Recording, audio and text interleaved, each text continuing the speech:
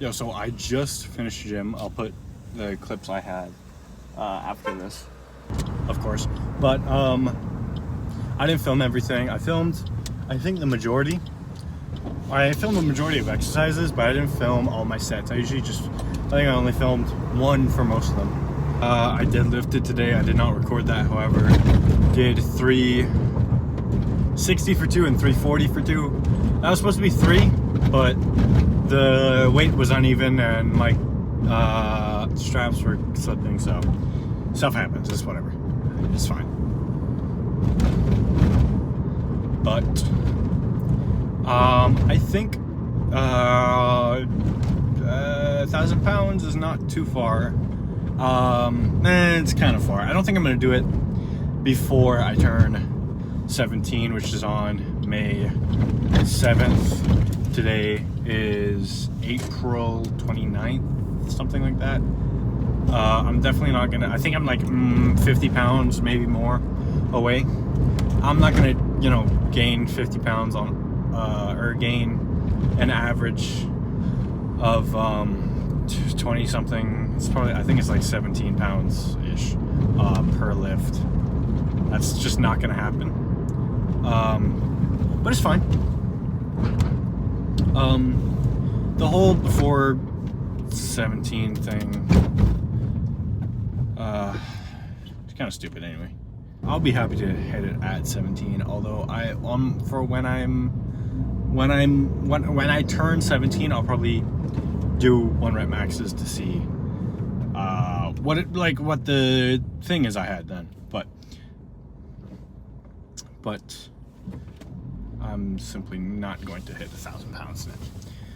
It feels weird because I find that my lifts don't feel like I'm that close to 1,000 pounds, but it's like, it's like only 50 pounds away. Like my bench is like 215 for 5. That does not feel 1,000 pound worthy. My squat was like 265 for 2.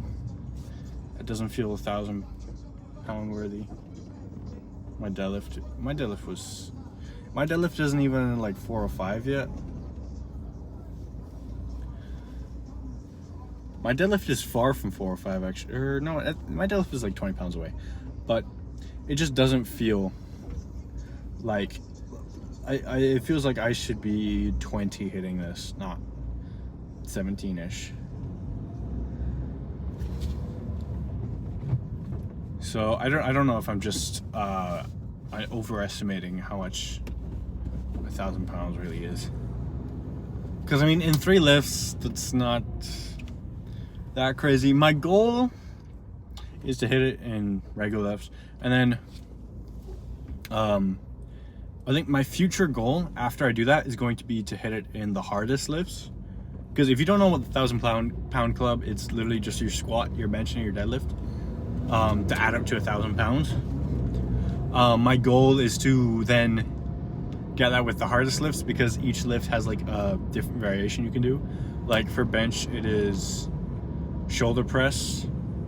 For squat and deadlift, I think the Zercher versions, where, again, if you don't know, it's where it's the weight is like in your elbow, kind of like you have your arm out like this, and the weight is on the I forget what that's called, the other side of your elbow, the inside this part here. And that would be cool to hit. That one's gonna take forever though. My shoulder press is, I don't do a barbell shoulder press anymore. The barbell shoulder press is required. My barbell shoulder press used to be 135 for 4-ish, 5-ish when I used to do barbell shoulder press. I think nowadays it wouldn't be much more, maybe 150 for 4 or 5. I don't know though. Yeah, it's that, and then the Zercher versions, I think I have Zercher squatted before. I've never Zercher deadlifted because it is actually kind of difficult. But I think the most I ever Zercher squatted was like 185. I don't know how many reps though. That was like so long ago.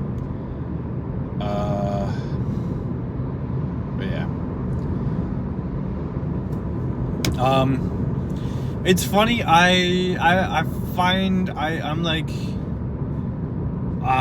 okay. I don't like. I hate how I'm gonna say this, but I'm like 16, right? But or basically 17. But like, I find I care a lot more about form and stuff now because I have been lifting for like 4 years, basically. More like 3, but almost 4. But and like, that's like more like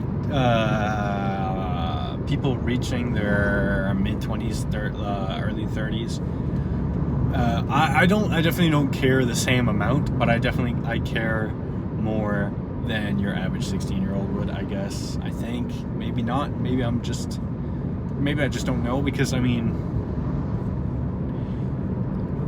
the only, like, I know a couple other guys who lift in person, and then my other understanding of people my age who lift is on social media, which is full of Logan Dishmans and Eric English, who, if you don't know, are just 2 bums that are on a lot of steroids. One of them literally went to the hospital for it, and the other one claimed natty the whole time, even though it's like pretty obvious. Like some people actually try to defend that. Like, no, you don't naturally bench 405 at 16, first of all, or in general just after 4 years of lifting, or like 3.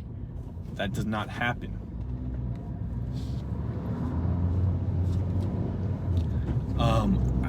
Maybe I just don't know what the best genetics look like, but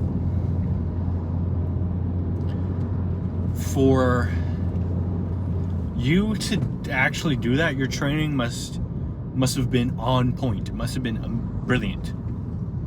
And when you're training at 12 years old, I really doubt. When you start training at like 12, 13, I think it was 13, I really doubt your training was good. Because I mean, who are you even looking at that age? You're looking at a bunch of bums on steroids, and a lot of those people train really bad for naturals. For people on steroids, well, I mean, like, when you're on steroids, I think people don't understand that when you're on steroids, it just doesn't matter anymore. You will grow. You know, whether or not you train with intensity, a lot of the time you'll still grow. You know.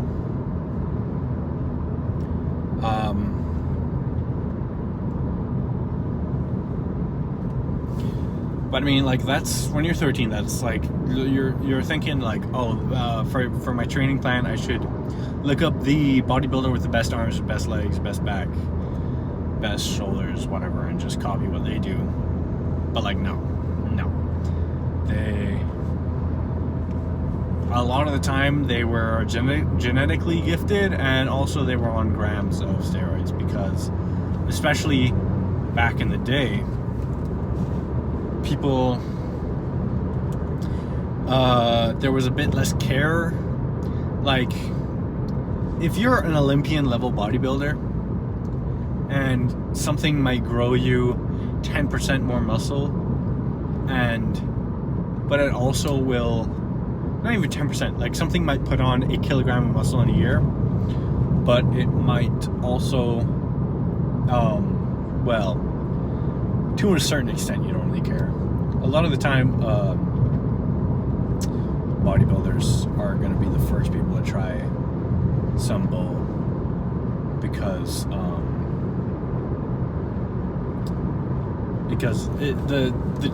the chance, because it might be brilliant for them, you know, so that they can get an edge. Like, why would you not want an edge? Like,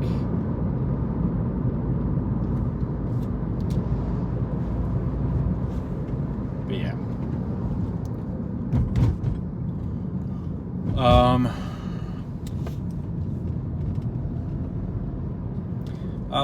Today was actually a pretty decent day. What the hell are you doing, man?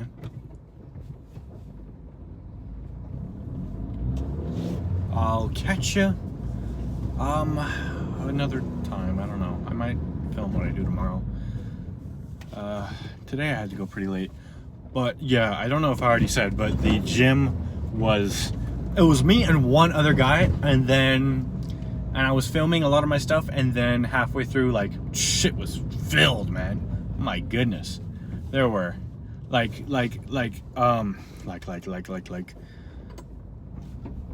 there were so many people. Whatever. It's fine. I mean, I kind of knew that was gonna happen. I went at like 4-ish o'clock. So obviously people just got off work. People just got from school, I guess. I mean, my friends mainly is what I'm referring to. People just got off work though, and they're, you know, a lot of people can't like, oh my goodness, people can't train in the morning. Oh, all right. I got CAPE exams soon, man, soon. They're gonna kill me. Yeah, if I don't upload, you know what happened, bro. I took my own life, bro. It's actually, it's so buns. I don't think I'm gonna do that bad though. Like the paper 2s are 40%. The paper 1s are also 40%. Like it's fine. If I do bad in the paper 2, my SBAs are pretty good. Happy with them. If I get half in both my in all of my paper 2, or in just in a paper 2, then I still have the ability to, well, that's 20%, right? I already have 20% for my SBAs. Then I have 40%, and if I do extremely well in my paper 1, then that is 80%. 80% is probably a 2 though. I don't know how it works. Apparently the CAPE exams are not weighed. There's not a curve, which is so annoying because I thought the whole point of the curve was, if this year we print horrible questions, like if we do bad, then you guys don't have to suffer. But apparently not. I don't know.